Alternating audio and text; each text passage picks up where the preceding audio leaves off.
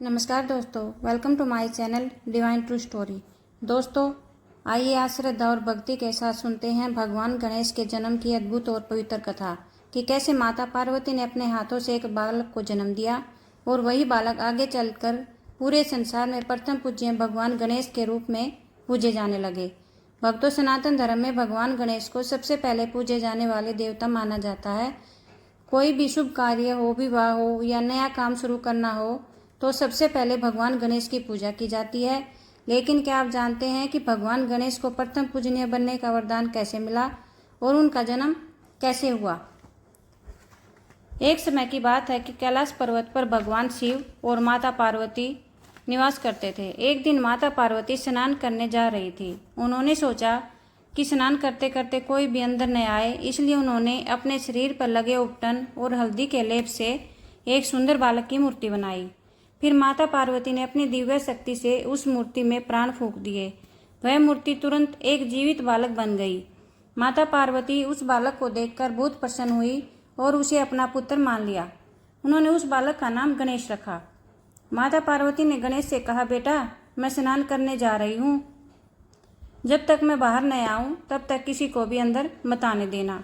गणेश ने अपनी माता की आज्ञा सिर झुकाकर स्वीकार कर ली और द्वार पर पहरा देने लगे।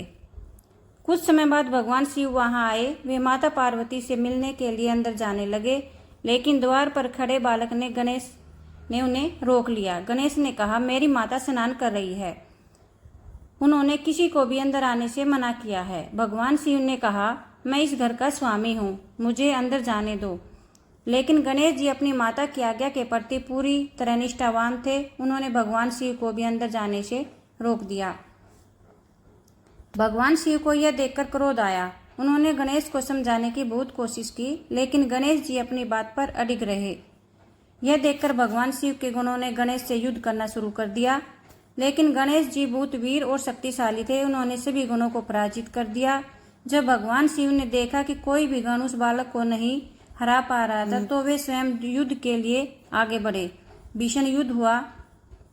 अंत में भगवान शिव ने क्रोध में आकर अपने त्रिशूल से गणेश का सिर धड़ से अलग कर दिया। उधर माता पार्वती जब स्नान करके बाहर आई तो उन्होंने अपने पुत्र गणेश का सिर कटा हुआ देखा तो वे बहुत क्रोधित और दुखी हो गई। माता पार्वती को क्रोध इतना भयंकर आया था कि उन्होंने अपनी शक्ति से अनेक भयानक देवियों को उत्पन्न कर दिया और पूरे संसार को नष्ट करने की धमकी दे दी। सभी देवता घबरा गए और भगवान शिव से प्रार्थना करने लगे कि किसी तरह माता पार्वती को शांत किया जाए। तब भगवान शिव को अपनी गलती का एहसास हुआ। उन्होंने तुरंत अपने गुणों को आदेश दिया कि उत्तर दिशा की ओर जाओ और जो भी पहला जीव दिखाई दे उसका सिर लेकर आओ। गणों को रास्ते में एक हाथी का बच्चा दिखाई दिया। उन्होंने उस हाथी का सिर लाकर भगवान शिव को दे दिया। भगवान शिव ने उस हाथी का सिर गणेश के धड़ पर लगा दिया और अपनी शक्ति से उसे पुनः जीवित कर दिया। जब गणेश जी जीवित हो गए तो माता पार्वती बहुत खुश हुई। भगवान शिव ने तब घोषणा की, यह बालक अब से मेरा पुत्र होगा और देवताओं में सबसे श्रेष्ठ स्थान प्राप्त करेगा। भगवान शिव ने कहा, आज से संसार में कोई भी पूजा, यज्ञ या शुभ कार्य तब तक पूर्ण नहीं माना जाएगा जब तक सबसे पहले गणेश भगवान की पूजा न की जाए। तभी से भगवान गणेश को प्रथम पूजनीय कहा जाने लगा। भगवान गणेश को बुद्धि, विवेक, ज्ञान और सफलता का देवता माना जाता है। वे अपने भक्तों के सभी विघ्न और बाधाओं को दूर करते हैं, इसलिए उन्हें विघ्नहर्ता भी कहा जाता है। भगवान गणेश की सवारी मूषक है। उन्हें मोदक का भोग बहुत प्रिय है। गणेश जी का रूप भी बहुत अद्भुत है। बड़ा सिर, छोटे नेत्र, लंबा सूंड और बड़ा पेट। एक बार सभी देवताओं में यह प्रश्न उठा कि सबसे पहला पूजा किसकी होनी चाहिए। तब भगवान शिव ने एक प्रतियोगिता रखी। उन्होंने कहा कि जो देवता पूरे ब्रह्मांड का चक्कर लगाकर सबसे पहले वापस आएगा वही प्रथम पूजनीय होगा।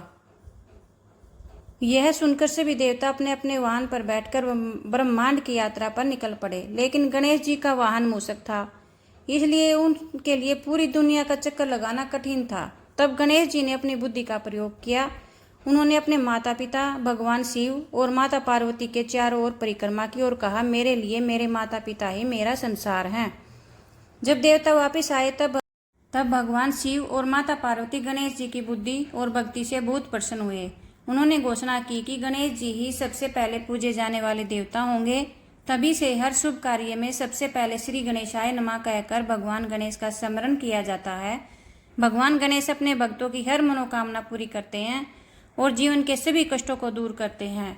जो व्यक्ति सच्चे मन से भगवान गणेश की पूजा करता है उसके जीवन में सुख, समृद्धि और सफलता आती है। इसलिए भक्तजन हमेशा भगवान गणेश का स्मरण करते हुए कहते हैं, ओम वक्रतुंड महाकाय सूर्यकोटि समप्रभा निर्विघ्नं कुरु मे देव सर्वकार्येषु सर्वदा। अर्थात हे विशाल शरीर वाले सूर्य के समान तेजस्वी भगवान गणेश, कृपा मेरे सभी कार्य बिना बाधा के पूरे करे। प्यार से बोलो भक्तों, देवों के देव महादेव की जय, गणेश भगवान की जय, माता पार्वती की जय। भक्तों, आज की कथा अगर आपको पसंद आई हो तो प्लीज़ वीडियो में ओम श्री गणेशाय नमः जरूर लिखें। भगवान आपकी सारी मनोकामना पूर्ण करे। प्लीज़ चैनल को लाइक, शेयर और सब्सक्राइब जरूर करें। मिलते हैं आपसे अगली वीडियो में कल फिर ऐसी दिव्य कथा लेकर। तब तक के लिए आपका बहुत बहुत धन्यवाद।